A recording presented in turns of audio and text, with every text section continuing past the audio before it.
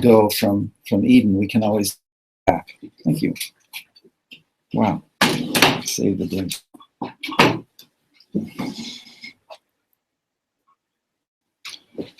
So, at the bottom, see the word pre-messianic bolded. And next, Rambam wrote in the Zigeret Teiman that one of the conditions of pre-messianic era is the restoration of prophecy. Navi will appear before the Mashiach's arrival,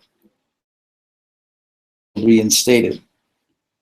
So, in order is that you need backwards. If you go backwards for a Mashiach, you need to have a prophet.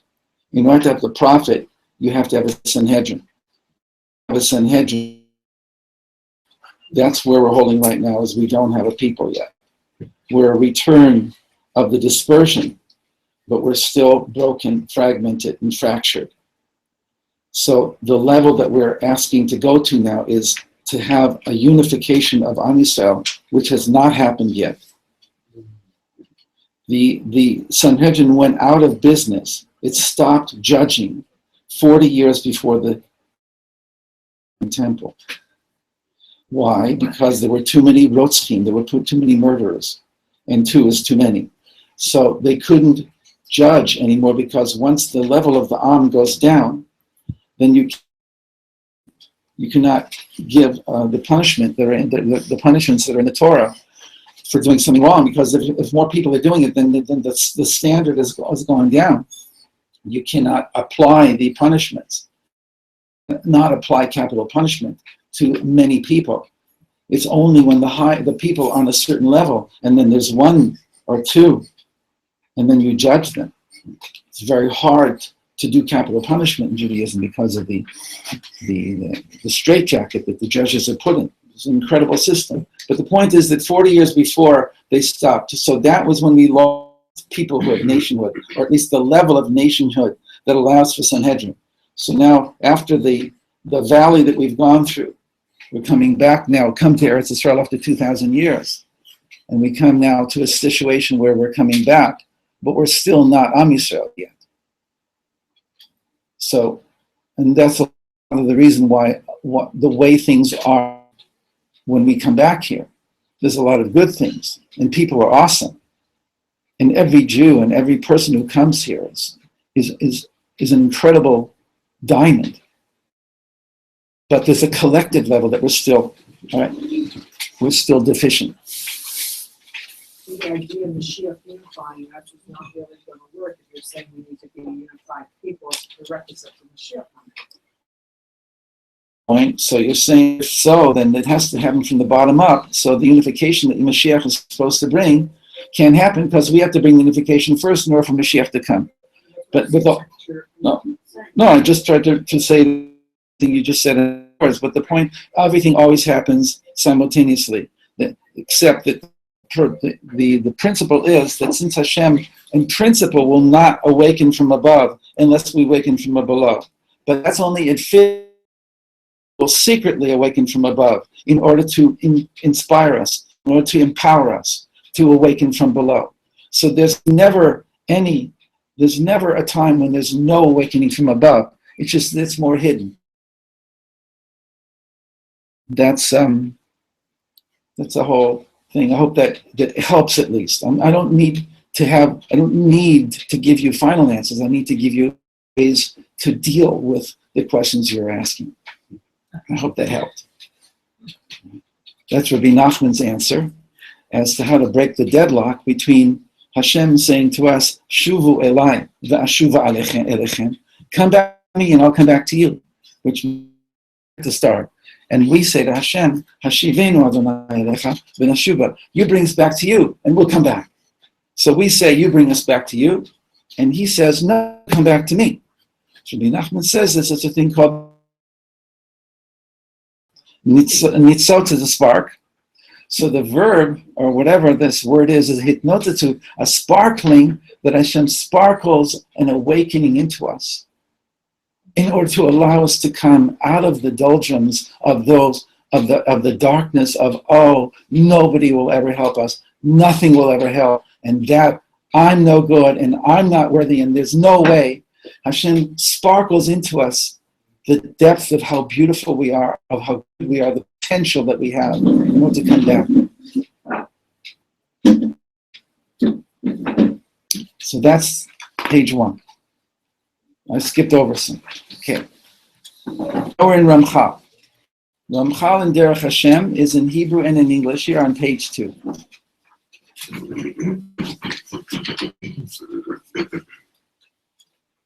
Ramchal adds the level of prophecy that will be available in Messianic age will not only be qualitatively different, but quantitatively greater than at any other time in history of the world. So this is a very interesting thing here. Maybe you've seen this before. It's in Derech Hashem.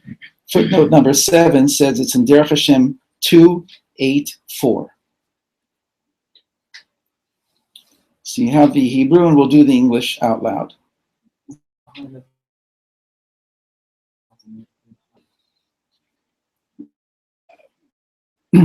We'll get to that, and the Ramchal does not say that here. The Ramchal in another place, Ramchal says here is 4 different stages of growth to mankind's maturation process. He doesn't present them here chronologically, but the 4th one for sure is the ultimate, in which all of mankind will be lifted up, and the basic consciousness of human existence, a godly consciousness, a prophetic consciousness. There'll be then those who worked on themselves during the period of hiddenness, and then will continue to work on themselves. And there'll be those who'll start to work on them. Everybody will always have their own individual level, but the baseline will be a quantum leap in consciousness that will change humanity at every level. Then in another place, I'll just give you parenthetically, in another place in his writing, in many places he writes about these things. In one place he says, the Mashiach will be given with Yechida. So the Ari says that Adam Rishon had all the levels of Shama, all the way up to what's called Yechida of Atzilut. He had every level of Asiyah, Yitzira, Beriah, and Atzilut, but he didn't really, so to speak, attain those levels on his own. That was given. And then he lost them. So Moshe was the first one who got back what's called Chaya, which is above Nefesh, Ruach, and Shama, is Chaya, is the level of the collective soul. What I call the Tzror HaChaim, when Abigail said to King David, V'haita Nefesh Adoni, Tzror HaChaim, the soul of my formed up in the bundle of life. I also call it kindergarten. That's where we were before we became individualized. So we're all connected to each other in collective entities and collective groups, and all the of one great collective. So it's beautiful. It's a pyramidal structure. It bifurcates as it comes down, and then when we get down here, we become separate from each other. Our job is Abraham lose it? Abraham, Adam. Adam. Yeah, did what he did. Okay. So the Ramchal says that Mashiach will be the first one who gets Yechida, highest level of the 5. And it'll come down on him like a crown. And he will then become a lightning rod for the rest of us. It won't be a teaching. As Shlomo Carlebach once said, bless him, Mashiach will be the greatest teacher in the world. Will be the greatest friend. That's what Shlomo said. Moshe was the greatest teacher, Moshe Rabbeinu, Moshe our teacher, but Mashiach will not have to teach. As we'll see the verse here in Yirmiyahu, chapter 31, Lo, what is it? Don't go anywhere, just stay where you are for a moment. Don't move. Yirmiyahu says, Lo yilamidu ish et re'ehu no man will have to teach his friend or his brother, saying, you should know God. De'u et Hashem. Ki kulam yid'u oti, because all will know me, Hashem says. So Mashiach is the lightning rod. It's an old word. What's a lightning rod, right? Maybe even the wrong use of the metaphor. But for me, it means that when he gets it, and he doesn't even know he's Mashiach right now, he's struggling. And we have to struggle as part of the Mashiach consciousness, all of us in our struggles in our daily lives. You have one success, you're adding to the empowerment of Mashiach to overcome the collective struggle that he's going right now. Because he doesn't want to come if he's going to be here. It would be the end of all hope. Mashiach cannot fail. His own struggle. And again, he doesn't necessarily know he's Mashiach, but he has a struggle. Each one of our struggles, unbeknownst to us, is also part of this powerful process. When that struggle culminates, though, that crown will come down. And we'll talk about what crowns are. They're crowns of light. They're not crowns of, obviously, physical crowns. They're crowns of consciousness. And when that comes down to Mashiach, it'll come down to all of us. It'll spread immediately without any passage of time. That's how Ramchal describes it, and it's based on Zohar. Okay. Yes. Okay. So the Yeshiva is like really kind of is above individuality. It's even high as above. Right. So if Mashiach is above individuality and he's spreading that all out, but still on this plane we're going to be individuals. So how do we connect to Yeshiva and still stay as individuals? Hashem has his ways. How do we connect to Yechida and stay as individuals? Hashem has his ways. Don't put it. He enjoys and he appreciates and he honors individuality. He just wants our individuality to be informed by our connection to the greater and greater spheres of influence that we're a part of. So we're going to have this ultimate consciousness connected to us, and now I think that we would blow up fuse. What I'm concerned with and frightened about at Sinai, when they heard what they heard and then said to Moshe, you talk to us, because if he talks to us again, we cannot stay alive. Oh, so how will we, like it's because we've gone through all that we've gone through that this time we will? Yay, because it's because we've gone through all we've gone through, we'll be able to do it. Because a certain thing that's, so much is hidden about who we are and who we are as a collective entity and who we are as individuals. So much is hidden. We don't understand how life is. We don't know how it works. But we're part of something great, and there's a built-in thing that's going to kick in when Mashiach gets his thing, that we're going to be able to kick in also. And obviously, I didn't mention his wife, but they're going to be together in this, Mashiach and his wife. Okay. He has to be there. That also smell, judged through smell, and he's also come in for learning as well, or that's not so much as well for them. So it's chapter 11 in Yeshaya, Hashem, the Yareach B'yirat Hashem, that he will smell with the fear of Hashem, with the awareness, with the consciousness of God that will be given to him. He will not judge with his eyes or with his ears. He will definitely have that. That's Yeshaya 11. We'll talk more about it. If we were going to, you see, the question is how much we can go as I'm building up the system. So these are things that I want to go into, and as you'll see, if you will, for just 1 second, from page 4 and 5 and 6 is where the Hebrew sources are. All of 5 and all of 6 is all Hebrew. Is the real limud part of this, where I'll go inside with you, and I hope, really learn together with you and give you insight into how verses work and how Chazal work, whether it's Midrash or Gemara, or it's the Malbim or Rashi or whatever. We're going to try and go into the verses about the redemption in a serious way, and that's what Torah is about. Is we don't know what we're going to get from it. We're just going to go in with a prayer and ask Hashem to help us. So that was a little bit of a parenthetical thing about the Yechida, and we're going to come back now into the Ramchal. I mean, we can still field questions to the best of my ability, but we understand that we don't understand a lot yet, and that we're just building some blocks here. What? There was one case, I guess you could say, where this situation happened, as close as it could happen, was with Moshe Rabbeinu. Hashem said to Moshe Rabbeinu, pour from your hodcha to Yeshua. And also to the Shivim Zakinim.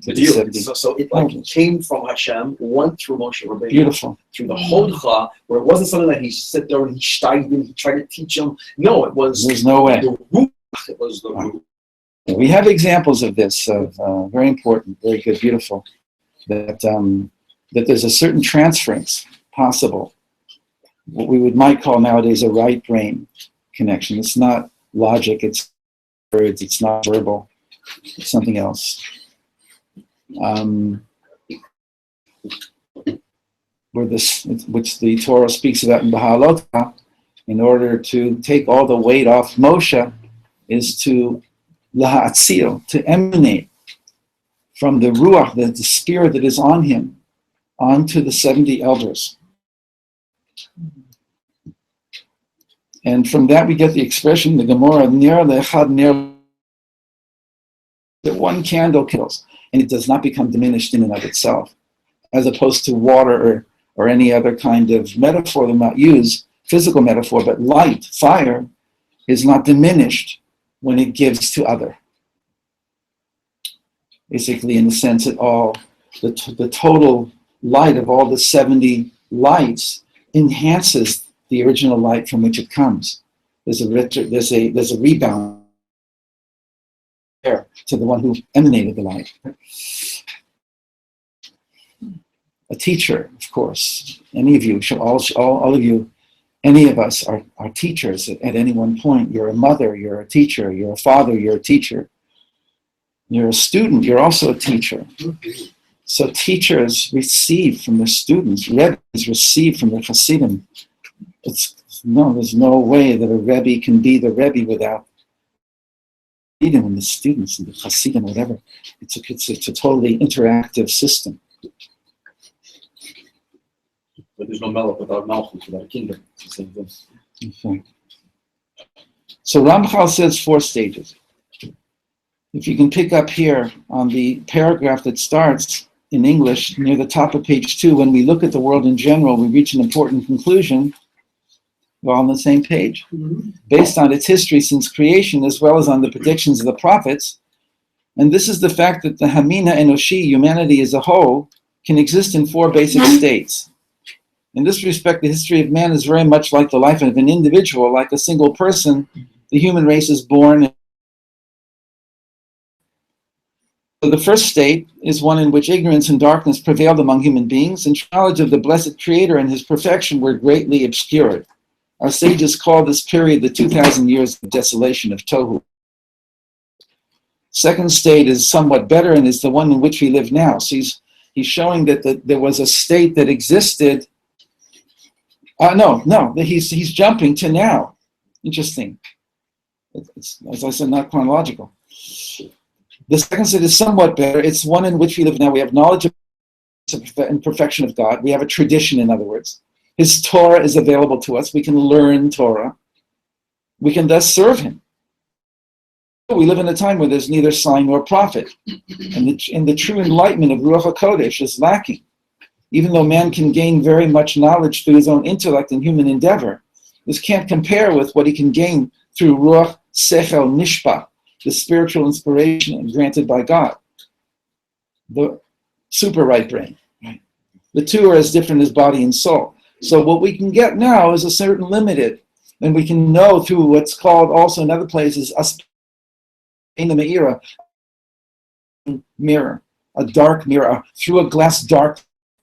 But the prophetic level that's available, was that stage 3 and stage 4, we can't have that right now in a revealed way.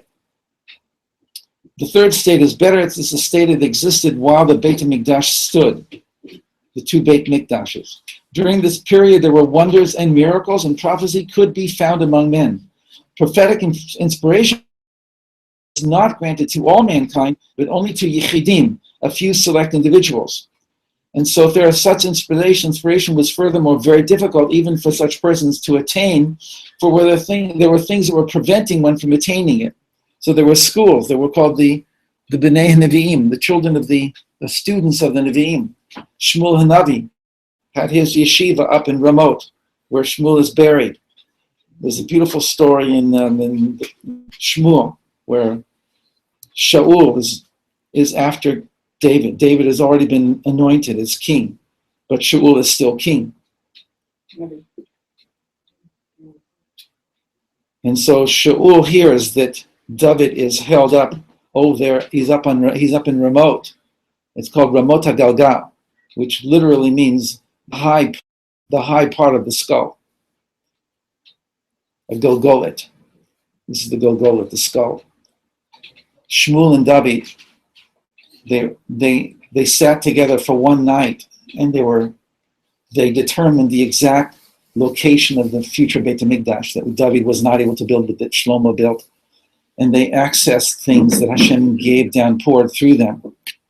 David, through Shmuel, accessed the highest level of prophecy. Anyway, David was there, and Shaul sent a group of soldiers. But as the soldiers, and so Shmuel was standing, he's the main prophet, and his students are sitting in a circle in front of him. And they're creating an energy circle. And as those soldiers come towards their circle, they start to, quote unquote, mitnabeh, to prophecy. And they can't do their job. They completely become neutralized.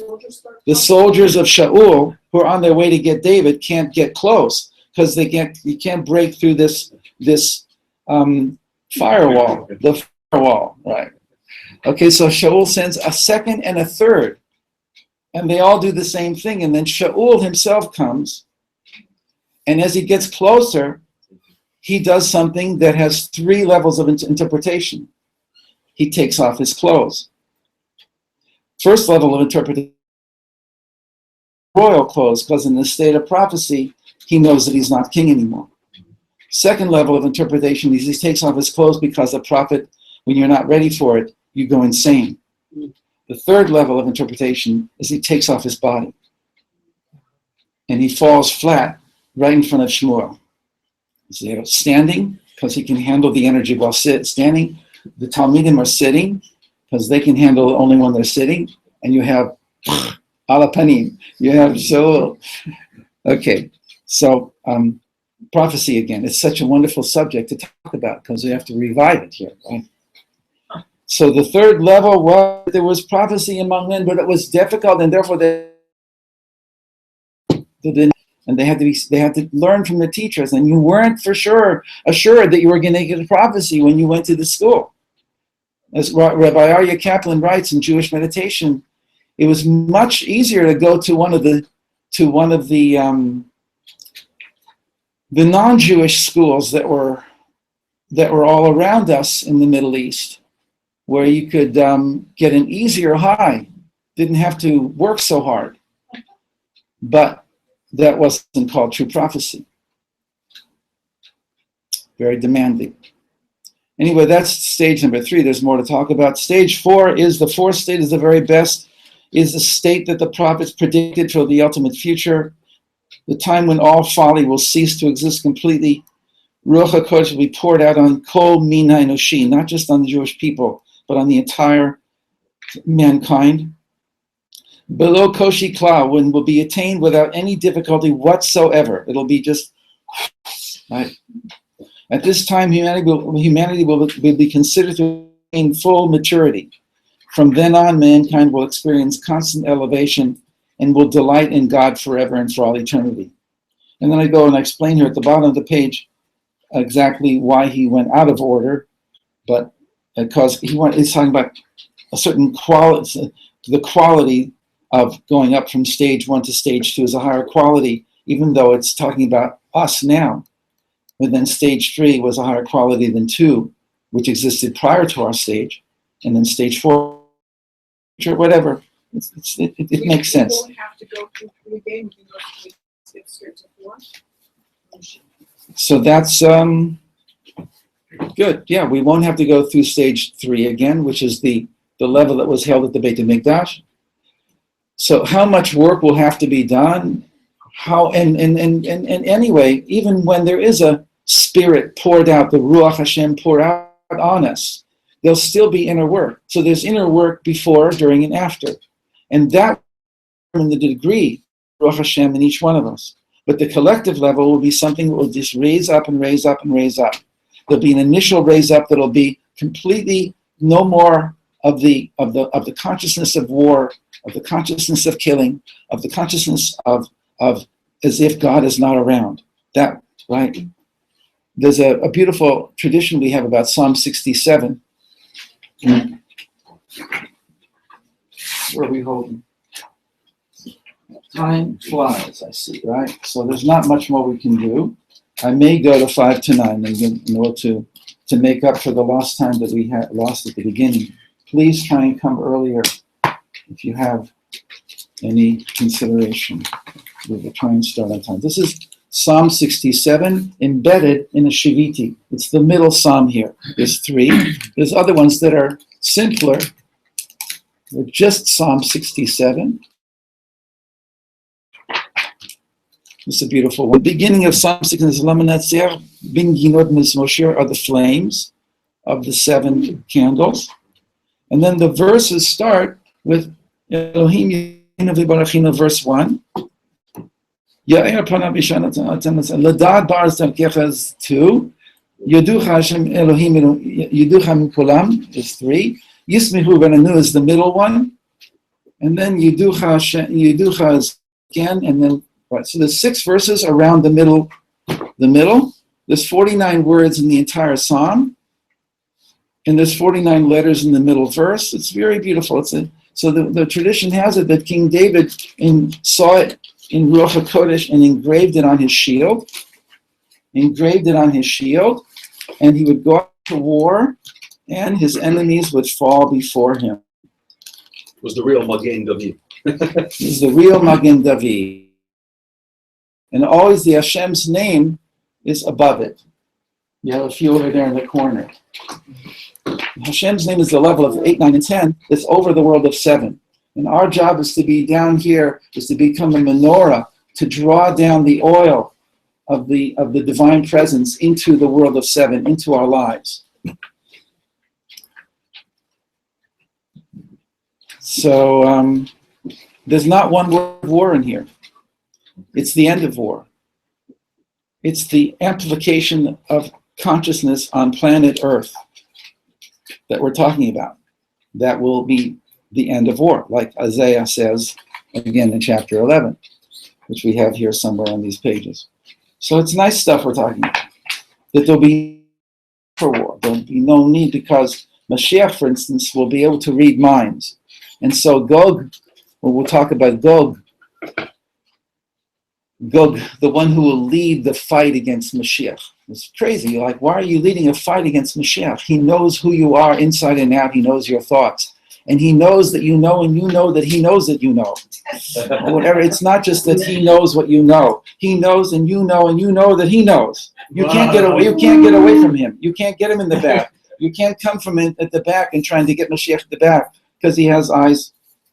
Right. So why are you fighting? Why would there be anything to fight against Mashiach? Why would anybody want to fight Mashiach? But again, part of our tradition. This week's Torah portion. Huh? This week's Torah portion. It's like shocking. They want to fight against Moshe. Why fight against Moshe? Surely they know he knows what he's doing. So it's because the evil is programmed also to destroy itself. It cannot ultimately maintain existence. It's all in the second paragraph of Aleinu. Al ken nikavelach Hashem Elokeinu le'ot me'ira b'tiferet uzach l'ha'avim gilulim mina'aretz. Hashem, please reveal the full power of your light, and then it would signal the removal of any false idol or ideology. They can't exist. It's like the light gets turned on and the shadows disappear. So they have an inbuilt thing that because they don't feel worthy, everybody in the tshuva, but there's something in those certain people which is going to force them to try and fight because they don't believe that they can be part of the Messianic. There's actually a teaching in the Ramchal I heard once from somebody who said that almost everybody will get in. Very few will not get into the Messianic age and beyond. But those who don't get in will be taken somewhere to some other universe and have a few million years to work out their thing. Because why? Why wouldn't I just want to get rid of them? Like, who needs them around? No. Hashem is the infinite creator that created everything. Everything has to ultimately come to its perfection, no matter how long it takes.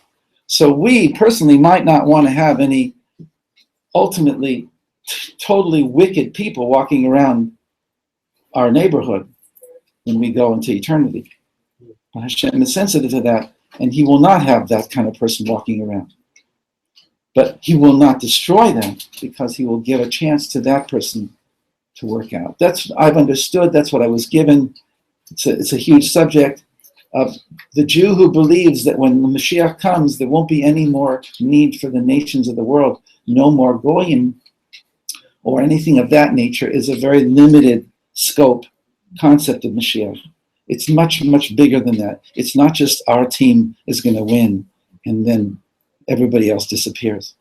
Because our whole existence is in order to lift up all of creation, not just all of mankind. So everything. Well, Mamlechet Kohanim was supposed to be. That's right. That's what Tafkid means. So it's a wonderful system. In the middle of the movie, things go wrong. We complain. We get hurt. Moshe strikes the rock, and Hashem says, 3 strikes, you're out. By Aaron, when his 2 sons died, it says, Vayidom Aaron. He was silent. By Moshe, it doesn't even say that. It was not even a havamina, not even a thought to even say anything. He understood at that moment, the movie's not over. What is it? The fat lady is whatever. There's a whole. The movie is not.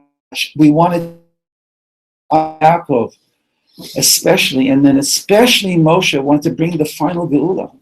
Well, how much he wanted to completely rectify all of creation. That's what he was. That's what he was. His mission as an exalted soul. But he understood, my job is not over. And there's a verse in Ecclesiastes, Kohelet, that says, Masha haya hu she'yeh. Comes easily into a song. Masha haya hu she'yeh. Masha haya. You can go on and make it into a reggae song, or whatever you want, but that which was is that which will be. That which was is that which will be.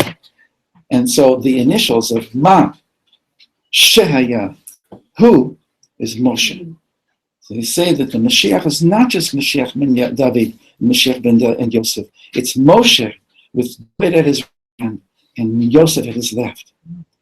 It's a vav with 2 little vavs in the middle, and the sides, and 1 big aleph. Vav is spelled vav, aleph, vav, and the aleph is Moshe. Ha'elef lecha Shlomo. Shlomo is even lotiot leMoshe. Whatever, these are things that the Ari and the Gra go into that I've written about, that Moshe is the final redeemer, together with the 2 Mashiachs. And Eliyahu Navi runs in front of them, because they're the Messianic quartet. Who's on the left? Who's on the left? Right. Yosef is on the left relative to David on the right, and Moshe in the middle. And I can show you the sources for this. Not that we can do much with it, but it's sourced. I'm not going to tell you anything that I don't have some source for. Moshe as Mashiach, not Moshe. Moshe as is Moshe. The 2 Mashiachs are even the 2 Mashiachs. Without David, Yosef is very limited.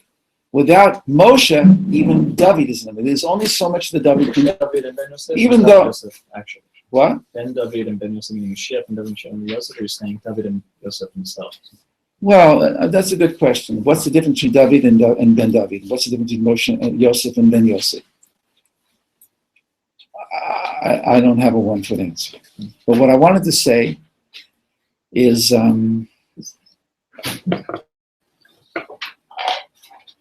you should have 26 questions each next week. I'm not saying. What? I'm not saying. No, you only asked 3. So anyway, these ideas, there's an idea that David is, the Ramchal brings the idea that Adam was Mashiach ben David. And as a result of what he did, he created the necessity for a Mashiach that would come before, who would be called Yosef. And then Yosef would bring all of creation to the level that Adam had gotten it at, and then he would be able to do what he needed to do, right, to bring creation to its perfection.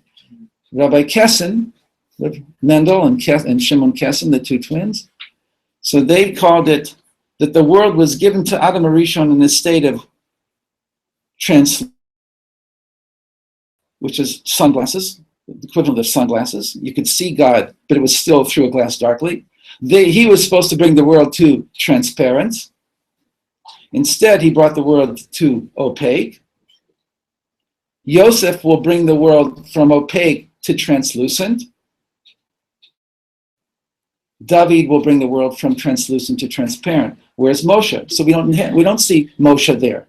Moshe is brought in other places where you're given the idea that ultimately that beautiful thing of going from opaque to translucent to transparent is going to happen, and David's going to do it. But it could be that there's a hidden character behind the scenes that has to be there also. We don't know, in other words, how to mix the mix, but the mix is there. Moshe is there. The Shara HaGilgalim from that there Arizal wrote, Shara HaGilgalim, he brings down over there different levels of the Neshamot, and it says that the Neshama of Mashiach is that of Moshe Rabbeinu.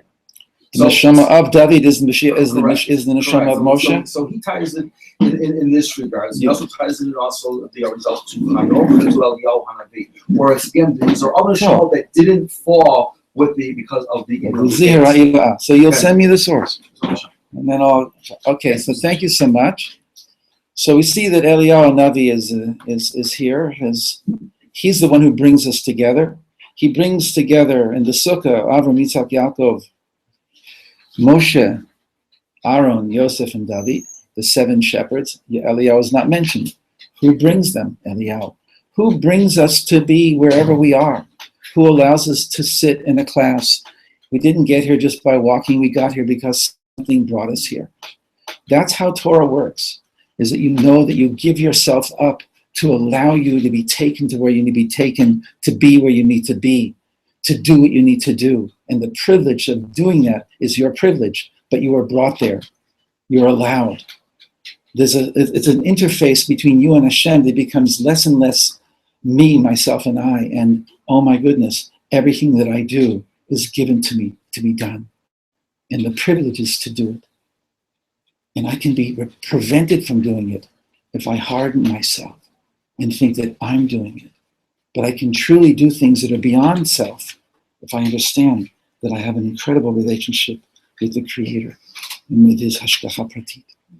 So, Eliyahu Navi, Eliyahu Tishbi, Eliyahu,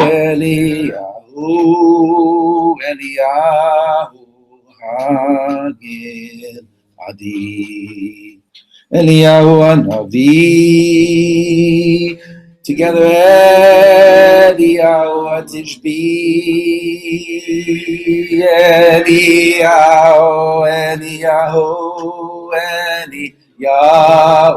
Hagil Adi, B'mehera Yavo Eneinu, Im Mashiach ben David, B'mehera Yavo Eneinu, Im Mashiach Ben David.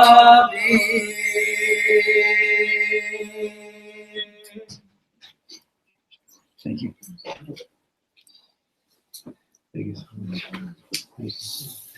Something he wants to take, or could be. You have to take it. If you're coming back next week, for sure, take it. If you can't come back next week, you can take it And also. I'll leave the Arvit Mari one. The Arvit Marav is also, you can take it. Why not? It gives you the. Okay, all right, thank you. Thank you so much. Please sign in, please pay, even those who didn't pay last week can pay this week. And have a great week, have a great Shabbat. Feel the pain of Korach and what happens, and then after that, all the things, Miriam passes away, Aaron passes away, all the things that are going to happen here are part of our lives, and we get a chance to teach them. Okay, thank you. Thank you.